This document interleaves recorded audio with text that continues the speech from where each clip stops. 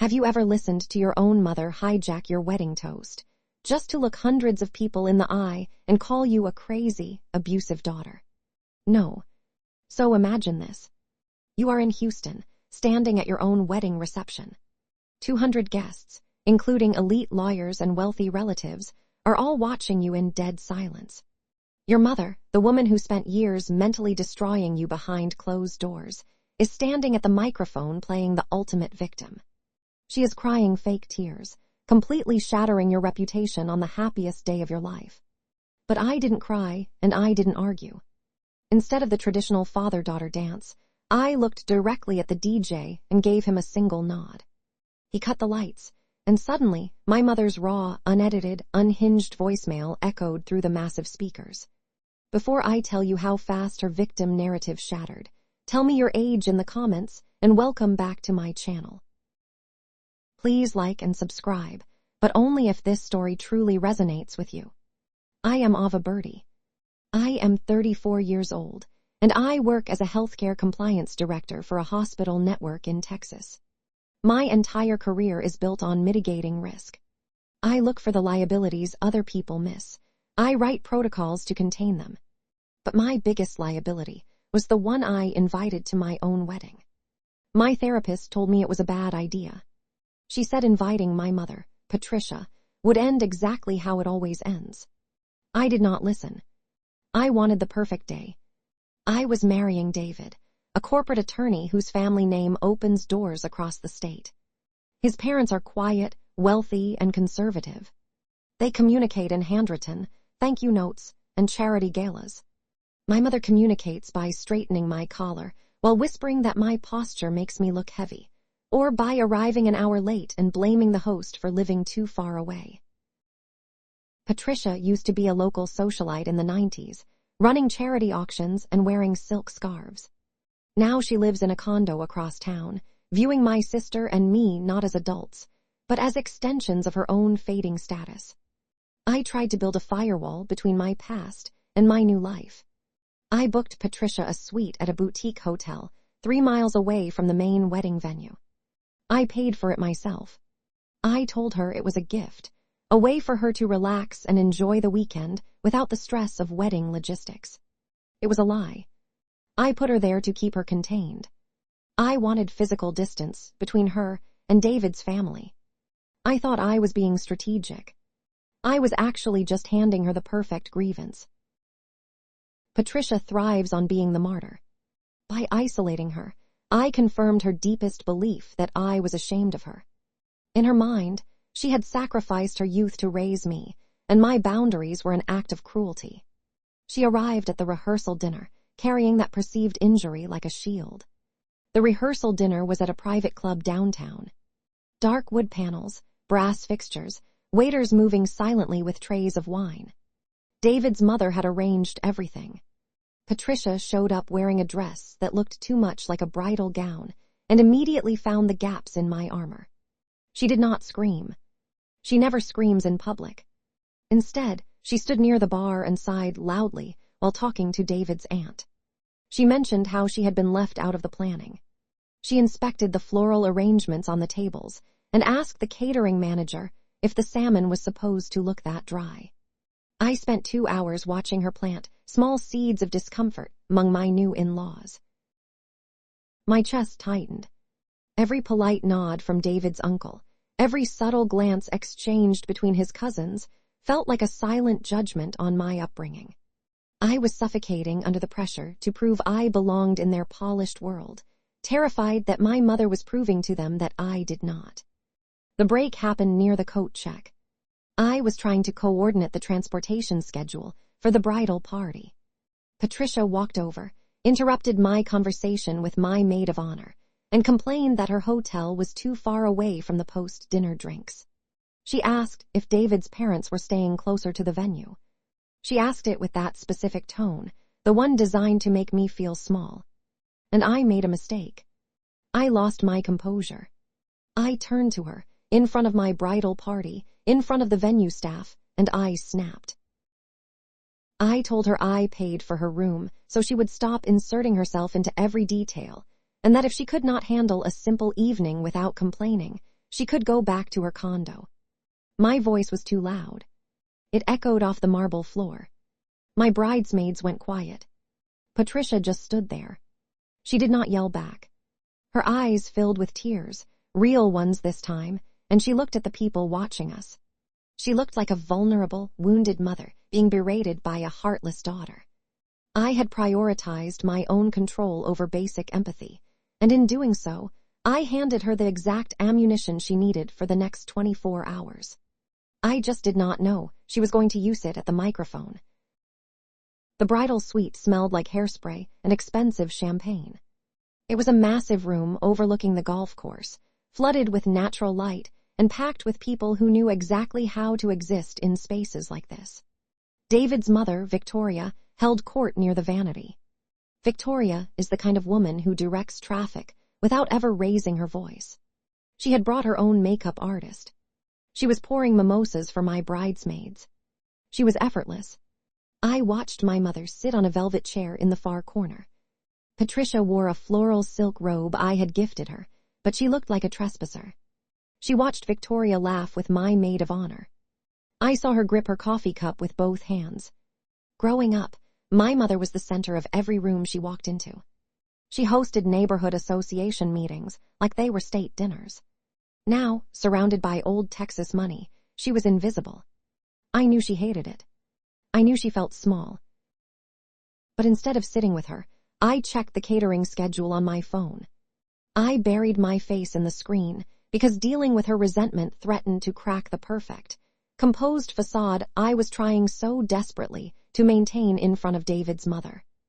Around 10 in the morning, the florist delivered the bouquets. White peonies, quicksand roses trailing eucalyptus. They were exactly what I had approved. I set them on the center table and went to the adjoining bathroom to change into my dress. When I came back out, Patricia was holding my bridal bouquet. She had a pair of styling shears in her hand. She was cutting the eucalyptus stems, pulling out the trailing pieces I had specifically requested. I froze. She did not see me yet. She was moving with purpose, humming softly. In her mind, she was fixing something. She was finding a way to be useful, a way to leave her fingerprint on a day that was leaving her behind. But I did not see a mother trying to participate. I saw a liability altering the plan. I crossed the room faster than I intended. I snatched the bouquet out of her hands. The shears clattered onto the glass coffee table. The entire room went quiet. Victoria stopped pouring champagne. My bridesmaids turned around. "What are you doing?" I asked. My voice was low and tight. "I am just fixing the shape, Ava," Patricia said. Her face flushed. The greenery was dragging. It looked messy. "I wanted it that way," I said. "I paid for it to look that way. I was just trying to help." She looked around the room, seeking an ally. "You have everyone else doing things for you. I am your mother. I thought I could arrange your flowers." "You are not helping," I said. "You are ruining them." I watched the shift in her eyes. The genuine hurt hardening into something else. I could have stopped there. I could have taken a breath, handed the flowers back to the florist, and diffused the tension. That is what a counselor would advise. But I was running on 4 hours of sleep and years of accumulated resentment. I looked at the scattered leaves on the carpet, then looked at my mother. "I need you to leave," I said. Patricia blinked. "Leave the room." "Go to the lobby," I said. "Go to the ceremony space. I do not care where you go, but you cannot be in here right now. You are making everything harder." I kicked my mother out of my bridal suite on my wedding day over 3 branches of eucalyptus. I prioritized the aesthetic of a bouquet over the dignity of the woman who gave birth to me. As she picked up her purse and walked out the door in front of David's mother and my closest friends, I handed her the final piece of evidence she needed. She was no longer just feeling marginalized. I had actively victimized her. The ceremony took place at noon. It went off without a single flaw. The string quartet played the right cues. The vows were exchanged under a clear blue sky. Patricia sat in the front row, wearing a silver dress and a smile that did not reach her eyes. She posed for the family portraits. She hugged David. She played the part of the gracious mother of the bride so well that I actually let my guard down. That was my second mistake. The reception was held at a country club in River Oaks. Crystal chandeliers, towering centerpieces, 200 guests seated at tables draped in heavy white linen. This was David's world. Partners from his law firm, state judges, people who evaluated your worth by your zip code and your poise. I sat at the head table holding David's hand, finally feeling the tight coil in my chest start to unwind. Then I saw the wedding planner walking toward the DJ stand. She handed him a revised clipboard. I know my own timelines. I had memorized the schedule down to the minute. The toasts were supposed to be limited to the best man and the maid of honor. I had been very specific about that during the planning phase. I did not want open microphones. I did not want surprises. I watched the DJ nod, take a microphone from the stand, and walk toward table 2. Patricia's table. I dropped David's hand. I stood up so fast, my chair scraped against the hardwood floor. I intercepted the wedding planner, near the edge of the dance floor. "What is happening?" I asked. "Your mother requested a few minutes to speak," she whispered, checking her headset. "She said she cleared it with you this morning." "She did not clear it with me." "Cut it. Go tell the DJ to put the microphone back." Before the planner could turn around, a hand touched my arm. It was Victoria. David's mother had materialized beside us, holding a glass of sparkling water. She wore an emerald gown and an expression of polite concern. "Ava, dear, is there a problem?" Victoria asked. "My mother is trying to give a toast," I said, keeping my voice down. "She is not on the schedule. I need to stop it before it starts." Victoria offered a small, composed smile. "Let her speak, Ava." "You do not understand," I said. "We had a disagreement this morning. She is upset. She is unpredictable. I cannot have her on a microphone in front of your family." Victoria's smile tightened. Her grip on her water glass remained perfectly still. "Ava," she said, her voice dropping into a register that was velvet on the surface and iron underneath. "This room is filled with our friends and colleagues. Denying the mother of the bride a chance to speak at her own daughter's wedding is not done. It will raise questions. It will cause whispers. A scandal is much worse than a clumsy speech. You will sit down, you will smile, and you will let her have her moment. We do not make scenes." I stared at Victoria. She was right about the social mechanics of the room. A physical altercation over a microphone would be social suicide in her circles. I was trapped by the very expectations I had been trying to satisfy all year. I had spent months trying to prove I belonged in this world, and now that desire was paralyzing me. I nodded once. I walked back to the head table. My legs felt like lead. I sat down next to David. He asked if everything was okay. I did not answer. I just watched my mother stand up from table 2. Patricia smoothed her silver dress. She took the microphone from the DJ. She did not look nervous. She looked activated. She looked like a woman who had spent the last 6 hours organizing her grievances into a narrative structure. She held the microphone with both hands, tested the sound, and looked out at the 200 faces turning toward her. She smiled. Then she looked directly at me. I sat there with my hands folded in my lap. I had handed her the motivation in the bridal suite. Victoria had handed her the stage. And Patricia was fully prepared to burn the entire evening down. Patricia tapped the microphone. A brief whine of feedback echoed off the vaulted ceiling, settling into a heavy quiet. She stood at table 2, with the spotlight catching the silver fabric of her dress. She began by talking about the year 1996, the year my father moved out. She painted a vivid picture of a young mother left behind, stretching grocery budgets, sewing Halloween costumes by hand, giving up the best years of her youth so her 2 daughters could have a future. It was a masterful performance. The country club crowd loves a narrative of quiet sacrifice. I watched David's aunt dab her eyes with a linen napkin. I saw a senior partner from David's law firm nod in somber respect. Victoria sat at table 1 with her hands folded, looking appropriately moved by the plight of a fellow mother. Patricia drew them all in. She built a foundation of profound sympathy. Then she pivoted. Her voice trembled right on cue. She reached for a tissue from the table and pressed it to the corner of her eye. She looked at David, welcomed him to the family, and praised his patience. Then she turned her gaze to the head table. She looked directly at me. The manufactured warmth vanished from her face. What replaced it was a hollow, tragic sorrow designed for public consumption. "Being a mother is a thankless job," she said to the room. Her voice cracked. "You give them everything. But the hardest part is loving a child who makes it her mission to break you." The ballroom froze. Guests stopped cutting their steaks.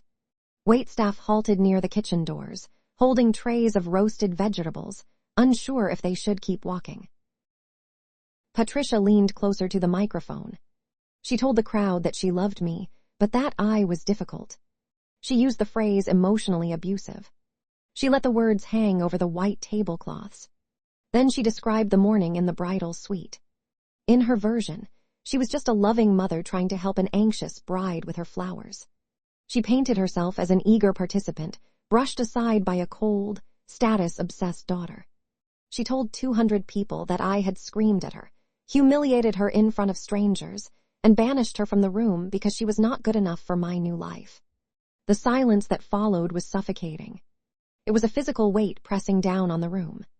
Hundreds of eyes shifted from the silver dress at table 2 to the white dress at the head table.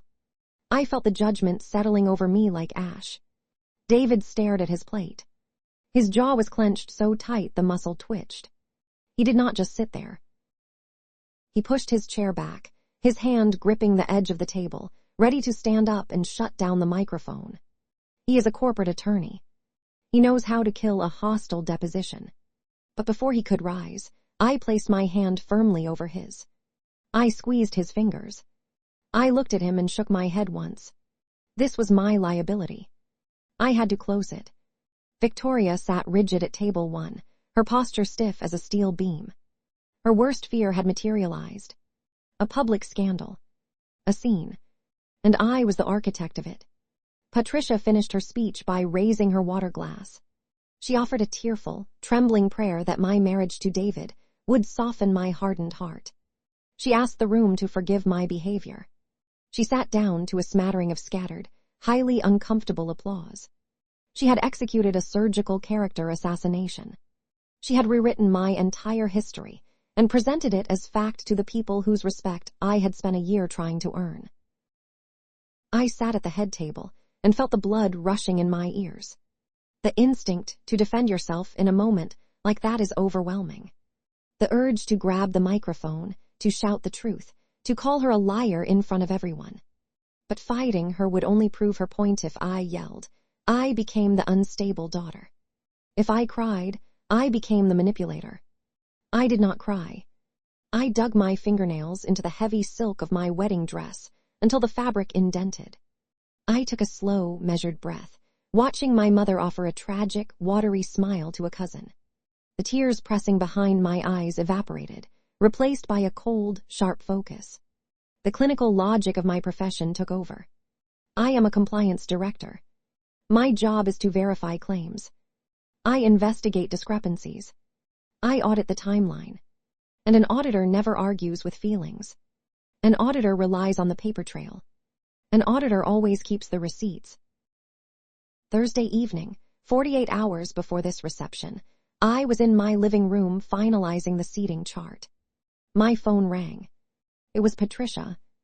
I did not answer because I knew she had just received the final itinerary. She had realized she was seated at table 2, next to David's extended family, rather than at the head table. The head table was reserved for the bridal party. That was the layout we agreed on months ago. She went to voicemail. I listened to the recording 10 minutes later. The message was not a tearful plea. It was not even meant for me. It was a pocket dial.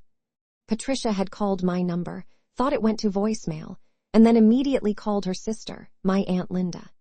Her phone was still in her hand, recording everything. Patricia was furious. She spoke with a low, vicious tone I had heard 1,000 times behind closed doors. In 3 unfiltered minutes, I listened to her complain about the seating chart. She mocked Victoria's social climbing. Then, she outlined her exact strategy to ruin the wedding. She bragged to Linda about how easily she could manipulate David's family, just by squeezing out a few tears. I did not delete the voicemail. I saved the audio file to a secure folder on my phone. I save every liability. I log every risk. Back in the ballroom, the DJ cleared his throat. He took the microphone back from Patricia's table, his face pale, trying desperately to salvage the mood. He adjusted his collar and announced it was time for the traditional dances. He called for the bride and groom to make their way to the center of the room for our first dance. David touched my hand. His fingers were cold. He looked lost, caught between the woman he loved and the monster his mother-in-law had just described. I squeezed his hand. I stood up. I did not walk toward the dance floor. I stepped off the riser and walked directly toward the DJ booth. The room watched my every step. The silence returned, thicker this time. They expected a rebuttal. They expected me to grab the microphone and start a screaming match. They expected the crazy, abusive daughter to prove Patricia right. I reached the equipment table. The DJ looked at me with wide eyes, unsure if he should cut the master volume. I did not ask for a cable. I took my phone from the hidden pocket of my wedding dress. I opened my files. I navigated to the secure folder and found the recording time-stamped Thursday at 9:14 in the evening. I turned my phone volume all the way up. I reached out and took the microphone directly from the DJ's hand. I looked across the ballroom. Patricia was sitting at table 2, dabbing her dry eyes with a napkin, accepting a sympathetic pat on the arm from a cousin. Her victim mask was perfectly in place. I did not defend myself. I did not say a single word to the crowd. I simply held the microphone directly against my phone speaker, and I pressed play. A muffled rustle echoed through the massive ballroom speakers, followed by the heavy, unmistakable sound of a car door shutting. "Linda, she is putting me at table 2, Patricia's voice boomed. It was not the trembling, wounded woman who had just asked the room for grace. It was sharp, calculating, and cold. The raw audio filled the ballroom, stripping away the careful acoustics of the string quartet that had played earlier. Yes, with David's bizarre cousins, the recording continued, while Victoria plays royalty at the head table. But it is fine. I am not going to argue with her. I am just going to ask for the microphone during the toasts. I will play the broken, abused mother. I will squeeze out a few tears, and those uptight lawyers will look at Ava like she is a monster before the salad course. You know how easily people believe me when I cry. I will ruin this little society performance she is trying to put on." The recording ended. The silence that rushed in to fill the space was heavy and suffocating. No one moved. 200 people sat frozen in the ambient glow of the chandeliers. I looked at table 2. Patricia was staring at the speakers, as if they had physically struck her. The napkin she had used to dab her synthetic tears was crumpled in her fist. The victim mask was gone.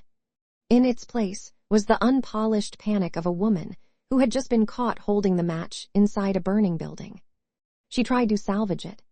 Patricia has a survival instinct built entirely on denial. She let out a short, high-pitched laugh. It sounded like glass cracking under pressure. "Oh, Ava," she called out, her voice shaking. "Your little audio edits. Always so dramatic." No one laughed with her. Not a single polite chuckle followed. David's aunt, the woman who had been comforting Patricia moments earlier, slowly pulled her hand away and shifted her chair a few inches to the right. The physical withdrawal was subtle, but in that room it was a booming condemnation. Patricia looked at the aunt. She looked at Victoria, whose face was a mask of carved stone. She looked at me, standing by the DJ booth with my phone in my hand. Patricia picked up her clutch. She did not say goodbye. She walked toward the grand double doors of the ballroom. Her heels clicked against the hardwood, a rapid, uneven rhythm that faded as she pushed through the exit and disappeared into the Houston night. I had won the battle of truth. I had exposed the lie. But as I walked back to the head table, I realized victory does not feel like the movies. It feels like standing in the wreckage of a house you just detonated. The atmosphere in the room was irrevocably fractured. The DJ, reading the terrible tension, faded in a low jazz track. Waiters resumed pouring water, their movements stiff and hurried. But the celebration was dead. I sat down next to David. He reached out and took my hand. His palm was warm and his grip was steady. He supported me. I knew he did. But when I looked at his face, I saw a man who had just witnessed a psychological car crash. He was shaken by the sheer toxicity of what had transpired. Then the exodus began. It started with the older, conservative guests. A senior partner from David's firm stood up, whispered to his wife, and they walked toward the coat check. Several of Patricia's friends followed. They did not come over to say goodbye. They offered tight, strained smiles in our general direction and left. Their departure was not just a rejection of Patricia. It was a rejection of me. In their world, Patricia was wrong for lying, but I was wrong for proving it. High society values decorum over honesty. By airing my family's private dysfunction on massive speakers, I had broken the cardinal rule of their social circle. I had made them uncomfortable. They could forgive a manipulative mother, but they could not forgive a bride who forced them to witness the manipulation. I sat there watching half my guest list drain away before the cake was even cut. But the hardest loss was not the lawyers or the country club members. The worst casualty of the night was my younger sister, Chloe. Chloe had spent her entire life surviving our mother by becoming invisible. She played the peacekeeper. She absorbed Patricia's moods, nodded when she was supposed to, and never rocked the boat. When Patricia fled, Chloe remained at table 2, staring at the empty chair beside her. I walked over to check on her. I thought she would be relieved. I thought she would understand why I had to do it. Chloe stood up before I reached the table. Her shoulders slumped under the weight of an invisible burden she had carried her entire life. Her eyes were red, shadowed with a deep, hollow exhaustion, but she was not crying for me. "You just had to win, did you not?" she said. Her voice was barely a whisper, but it carried a weight that made my chest ache. "She lied to everyone, Chloe," I said. "She tried to ruin my marriage." "And you ruined everything else," Chloe replied. She grabbed her purse. "You could have just let her talk. You could have ignored it. You are moving away into this rich new life anyway. But you had to burn the bridge while we were all still standing on it. Now I am the one who has to deal with her tomorrow. I am the one who has to pick up the pieces." "You do not have to pick up anything," I said. "You can set a boundary too." Chloe shook her head. "Not everyone can afford to burn their family down for a point, Ava." She turned and walked away. She did not look back. I stood alone near the edge of the dance floor, watching my sister leave my wedding reception. That was the true cost of my decision. I had amputated the disease, but I lost the healthy tissue along with it. The rest of the night was a blur of forced pleasantries. Victoria managed the remaining guests with cold efficiency. She smiled, directed the photographer to take pictures of the remaining floral arrangements, and pretended the evening was proceeding as planned. We cut the cake. We took the photos. But the joy had been hollowed out. David and I left the reception an hour early. We rode the elevator up to our hotel suite in heavy, exhausted silence. My wedding dress, which had felt so light and beautiful that morning, now felt like a weighted blanket dragging me toward the floor. I unlocked the door, stepped inside, and sat on the edge of the sofa. David took off his tuxedo jacket. He loosened his tie. He walked over to the mini fridge, took out the 2 boxed slices of wedding cake the venue had packed for us, and handed one to me. He sat down next to me on the sofa. We sat in a luxury suite overlooking the Houston skyline, eating cold vanilla cake with plastic forks. "I am sorry," I said quietly. "I ruined the reception." David stopped chewing. He looked at me, his brown eyes searching my face. "You did not ruin it, Ava. She built a trap. You just refused to step into it." He set his fork down and leaned his head back against the cushion. "It was just a lot to process. I have never seen anything like that. I warned you she was difficult. I said. Difficult is a relative arriving late, he replied. That was a tactical assault. We sat in silence again. The city lights flickered through the floor-to-ceiling windows. I put my cake box on the coffee table. I realized, then, what nobody tells you about standing up for yourself. Exposing the truth does not bring cinematic peace. It does not end with a slow clap or a warm embrace. It brings a harsh, isolating clarity. I had finally done it.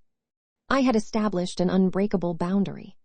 Patricia would never again hold power over my life or my marriage. David understood exactly who she was, and the threat of her manipulation was neutralized permanently. The liability was contained. But as I sat in the quiet hotel room, pulling the pins out of my hair, I felt the profound emptiness of my victory. I had protected my future, but I paid for it with the ashes of my family. I had drawn a line in the sand, and now I had to learn how to live on my side of it, alone. That is my story. A grand reception, a hidden audio file, and the heavy price of truth. If you have ever had to break a family bond to save your own sanity, you know the quiet grief that comes after the noise stops. Thank you for listening. Drop a comment, share your thoughts, and I will see you in the next one.